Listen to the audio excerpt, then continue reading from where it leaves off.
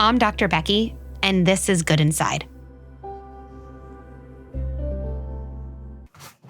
As we look towards conversations you want to have in 2023, there are some things that we didn't quite finish in 2022. So I was sitting talking with my podcast producer, Jesse, about kind of the topics that are still open-ended in my mind or uncovered. I haven't said as much about them as I would like to. And I was about to jump into these topics with her, and she stopped me and just said, wait, let's have this conversation and allow your listeners to hear, what's going on for you, and also a little bit what's coming up next year. So I'd love to start with some of the responses that we got from an episode a couple of weeks ago, which the episode was about what happens when you're parenting a kid who is nothing like you. And we got the flip side of that. What happens when your kid is so much like you that it's triggering and that I don't know how to help myself. How can I help my kid? Yeah, I got a lot of these responses too, right? I got a lot of DMs saying, actually, what's hardest for me is when I see something in my kid that I struggled with so much as a kid. And if I'm honest with myself, I actually really still struggle with as an adult. So I see my kid, they're such a perfectionist. I watch them write words. They're only 6 years old. Of course, they don't know how to spell, but they write and they erase. They write and they erase, and they cannot even get the sentence out for homework because they know something spelled incorrectly, but they can't move on. And it pains me because I actually don't really know how to help. I know the outcome I want, but I also struggle with doing something that's good enough and moving on. Dr. Becky, I'd really like you to talk more about that. Do you think that it's better to help the parent with the issue so that the parent can help the kid? Or can you help the child so then the parent sees the behavior change? Yeah, no, it's a great question. And I think that's what really actually is differentiating about Good Inside. Like, let's do it all at once. You definitely can't help a child with something that you have not figured out some way of coping with yourself. That is true. And I don't think that means, hey, parent, go to 2 years of therapy, figure that out, and then you can go back to your kid's homework, even though they're now 8 and not 6, and you can finally help them. To me, that would feel just like really, really inefficient. Connecting with your kid around the struggle in a really honest way is a really great starting point, both for, in some ways, your inner child and for your actual child, right? I think sometimes the thing that gets in the way of that is we get so obsessed with the outcome. My kid just has to write this sentence that we miss the important steps in the process that would actually lead to the outcome, right? And then actually we hold ourselves back. Come on, just write it, just write it, just write it. And that wouldn't have helped me. That doesn't help me now, but I just don't know what to do because I'm frustrated. So I think when we instead connect to our kid and say something like, oh, seeing something that you know is wrong and not knowing how to make it right, that is so hard for me too. It's like I just get like stuck, and then I can see my body almost, I don't know, with my hands as if I'm holding poles, like putting them into the ground. It's like I'm stuck right here. Like I know I want to go there, but I don't know how to get there. And so I'm stuck. Me and you can both get stuck sometimes, right? I think sometimes interventions like that, like parents tell me this, they're like, there's something about saying that to my kid. Like I feel it deep in my body. It's like I am speaking at once to the inner child in me who never felt understood in that perfectionism. And I'm giving something different to my child. Like I am healing myself and cycle breaking at the same time. And for the parent, understandably, who's like, okay, that sounds lovely, but like, how's that going to get my kid to like actually write the words they need to write? I think one of the themes of 2022 that's kind of crystallized for me is that we can never really change the hard, but we can always change the alone. When something's hard, we often look to change the hard. We want to make the writing easier. Instead of saying, okay, wait, if I can't change the hard, but I can change the alone, then let me just help my kid feel less alone in their perfectionism, or let me help my own alone feeling feel less alone in my body by talking to it. And whenever we change the alone, I feel like just something releases. It's like we don't have tunnel vision anymore. And we actually just get a little bit unstuck because we feel like the support of another voice, of another presence right next to us, which always helps us move forward. I wonder what you think of this word control when it comes to parenting. I feel like being in control is something that as a parent you want to be, but yet being out of control is the flip side of that is what you never want to be. It's much more common though, the out of control. Yes. Yes. But like, is that even the right framework? And should we let go of that word control? Mm-hmm. Yeah. I feel like this is why you and I, Jessie, get along so well. Because sometimes when we talk, we're like, wait, instead of trying to like get further down the path we're on, it's like, is this the path I want to be on? In control, out of control. There is, I just always go to like my gut reaction first. I do have a little bit of the heebie-jeebies of like, ooh, I don't know. And I'm like, am I in control as a parent?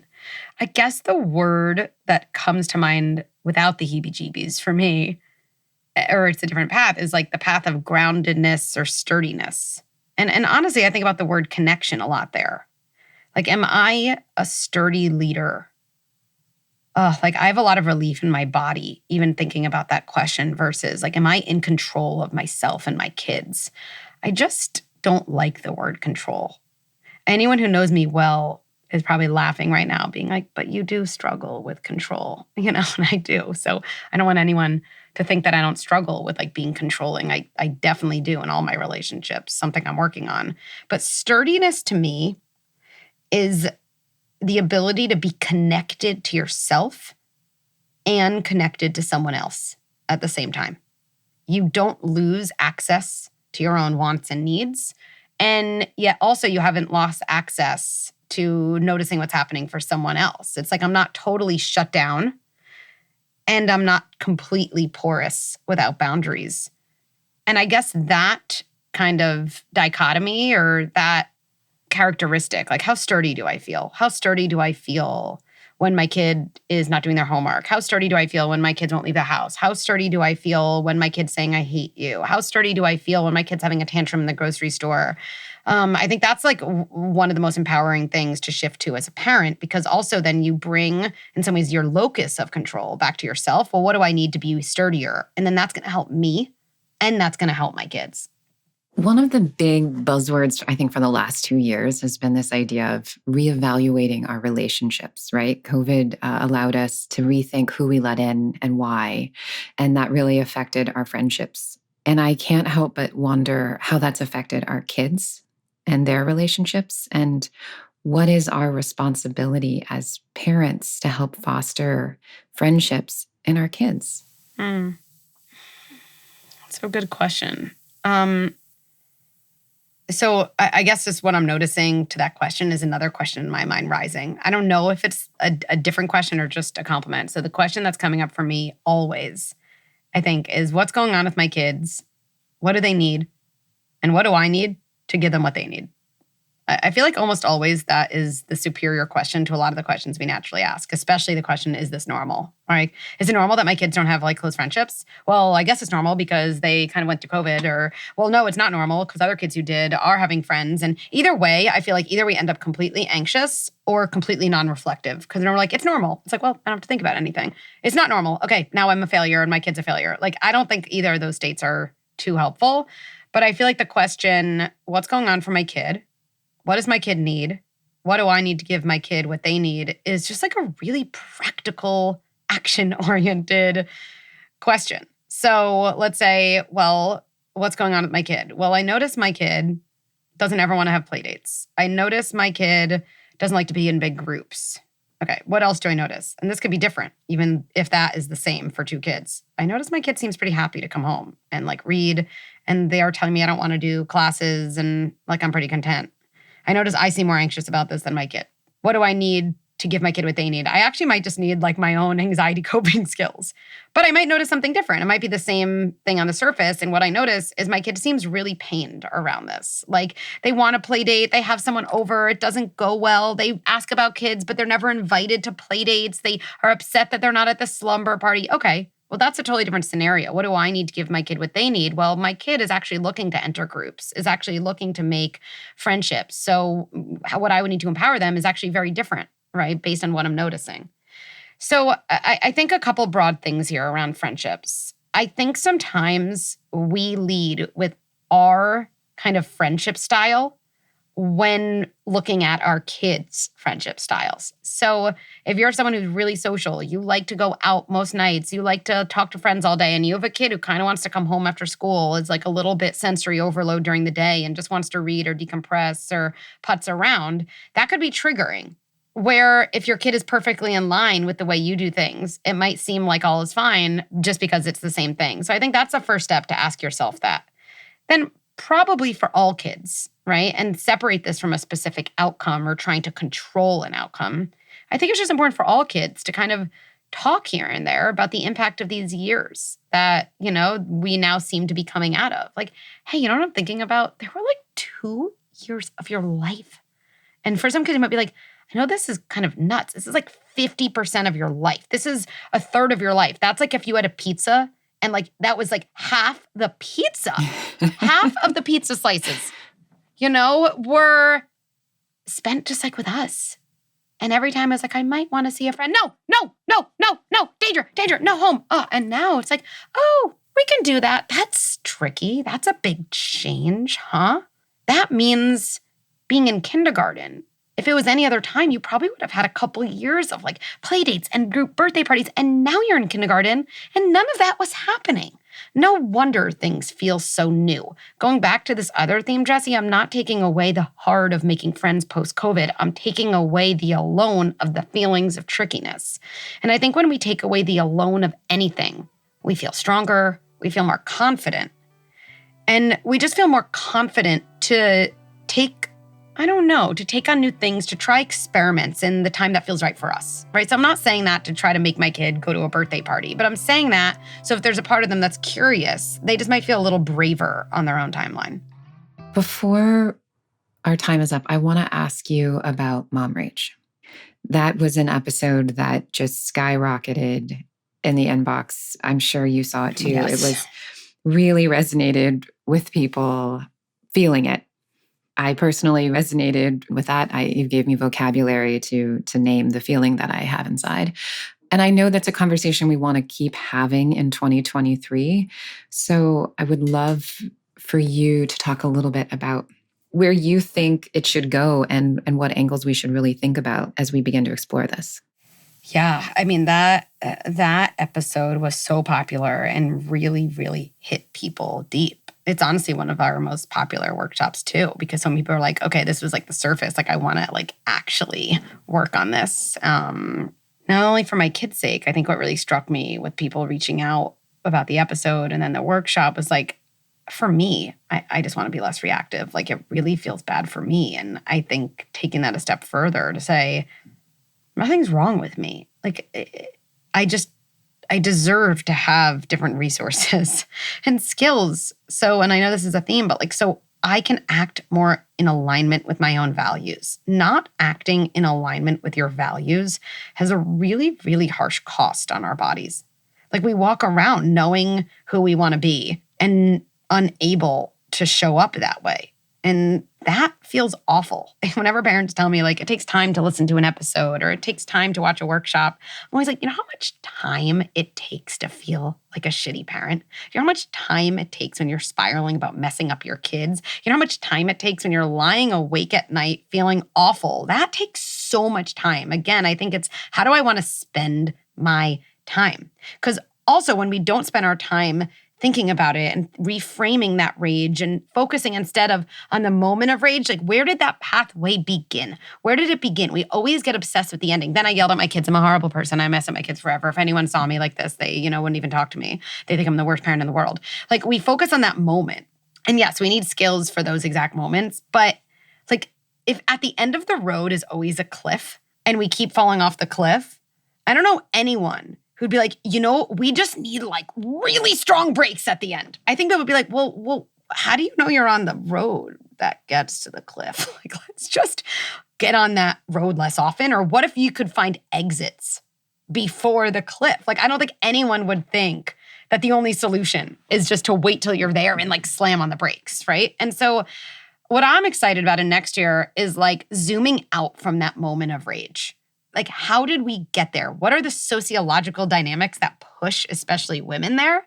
What are the relational dynamics and partnerships that feel invisible in the beginning, but I promise you each moment that is like, okay, I'll do bath time. Each moment that it's like, okay, I'll take care of this. Each moment, okay, I guess my partner's upset about they have had a long week and they work outside the home. So I guess they need to sleep in on the weekends. Like, like F that. You work inside the home 24/7. Every time you say, no big deal, I'll get up every Saturday and Sunday, you are really driving at 100 miles an hour toward that cliff. And then you're hoping to press the brakes to not fall off. It's just not fair to ourselves. It is not fair to ourselves. And then what we do after we fall off the cliff is like we are at the bottom of a valley berating ourselves. Like, oh, why did I do that? I'm so horrible, right? Like adding insult to injury. I think one of my favorite things really is just to start by giving parents like a different set of glasses. Yes, okay, you fell off the cliff. That happened. But the reason it's such a problem is that the set of glasses you're using to look at that situation only make it more likely for that to happen over and over again. Like that's just ineffective. And it's really harsh to ourselves. And when we have a new set of glasses, oh, I never looked at doing favors for everyone else in that way. I guess I didn't realize that doing bath time every night contributes to yelling at my kids at bedtime. I guess I've never really thought about how hard it is for me to ask directly for something I need. We think we ask directly a lot. Do you think you have time to do this? That's not asking. I wonder why my partner didn't think to, unload the dishwasher. I mean, people spend so many hours wondering why people don't do things instead of spending 1 second telling someone that you want them to do it. Right. It's just amazing. And all the hours spent wondering are an accelerator to the cliff, right? It's really interesting. Oh my gosh. Yes. Yes. When I open the dishwasher and see one more time that I have to unload it when we've talked about you doing it, I feel at the verge of a cliff. And I'm not saying that's entirely your fault. Actually, I think it's just my responsibility to say it more directly.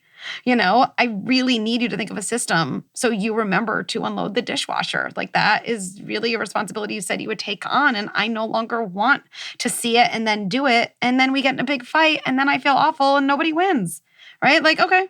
Like again, communicating directly. The reason I think we have so much trouble with that is most of us women and certainly men and, different people, but definitely girls early on are taught that their greatest value is like being in service of others and making things easy. And we don't have to totally get rid of that. It's lovely to do things for people you love. It really is. But the more we do things for people we love, our kids, our partners, our friends, when it really comes from a place of like the deep-seated fear of ever doing anything for yourself, that always ends in falling off the cliff rage every time. Because our bodies in that moment are screaming out. Sometimes I feel like rage is like a different part of us. It's the non-caregiving part, the part that wants things for herself. It's like she's just finally pushed to that point. And she's like, well, nothing else has allowed me to get this woman's attention. And I need some airtime. So maybe if I just scream and take over her body, like maybe finally she'll be like, oh, something's going on. I guess on this podcast and so many other areas too, like I'm so excited in 2023 to give parents, moms, a different narrative, a different story around these events that happen in almost every family home. So we can finally like break free from a pattern that like really doesn't work for anyone. Last question, you can give us a little bit of a homework assignment. What's a conversation that you want to have in 2023 that you haven't had yet? Thinking about that. I think in 2023, I'd love to like go deeper on some topics. I'd love to talk more about attachment and internal family systems and parts and the way that our past really lives on in our present. So attachment, internal family systems, reparenting.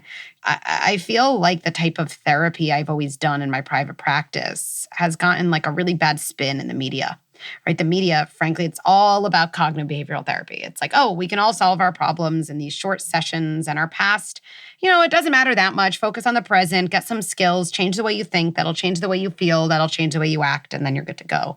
And like, I a little bit call like skepticism on that. That would be my, like, really? Like those years when we were learning about how the world worked those years when we were learning about who we had to be to stay safe, those don't matter. And not from the perspective of I should lay on a couch and talk about how much my mom messed me up. I don't think that's useful either.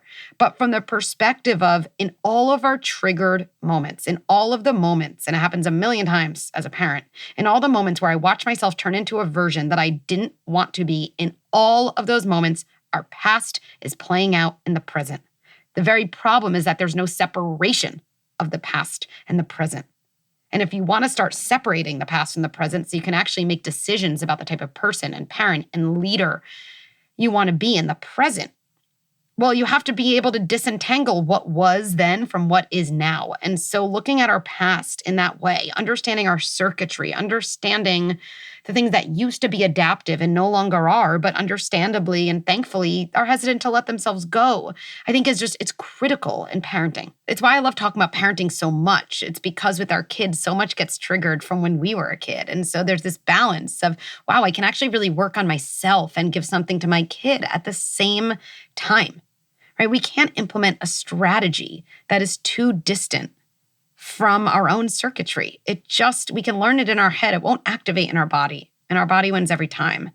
And so I'm looking forward to conversations in 2023 that really allow us to understand ourselves in a deep way while simultaneously give us strategies and scripts and kind of practical actions to implement, new patterns to make change right away in our home.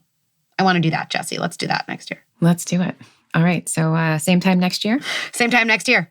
And I don't know if this is allowed, but, for everyone here listening, you all allow me to do what I love best. I love thinking about people, and I love thinking about people and systems. And my favorite system to look at is the family system. By talking about these things, by talking with you, Jessie, by talking to callers, by talking to kind of other thought leaders, I always think new thoughts. I think that's really important for everyone listening to know. I don't come into a podcast ever with being here's what I want to share. Here's the wisdom I want to impart. Actually, it's the process of talking to someone and creating something new that allows me to think all types of new things. And that honestly is so exciting and so fun and so rewarding for me. And if people weren't here listening, I wouldn't be able to have these conversations. So you all allow me to do what I truly love to do, what truly lights me up inside. And I am deeply, deeply grateful for every one of you who've made Good Inside a habit, who tune in, who subscribe, who download, and who allow me to both keep having amazingly interesting conversations and who allow me to keep learning myself. So thank you so much. Thanks for listening. To share a story or ask me a question, go to goodinside.com/podcast. You could also write me at podcast@goodinside.com. Parenting is the hardest and most important job in the world. And parents deserve resources and support so they feel empowered, confident, and connected. I'm so excited to share Good Inside membership, the first platform that brings together content and experts you trust with a global community of like-valued parents. It's totally game-changing. Good Inside with Dr. Becky is produced by Jessie Baker and Eric Newsom at Magnificent Noise. Our production staff includes Sabrina Farhi, Julia Nat, and Kristen Muller. I would also like to thank Erica Belsky, Mary Panico, Ashley Valenzuela, and the rest of the Good Inside team. And one last thing before I let you go. Let's end by placing our hands on our hearts and reminding ourselves, even as I struggle and even as I have a hard time on the outside, I remain good inside.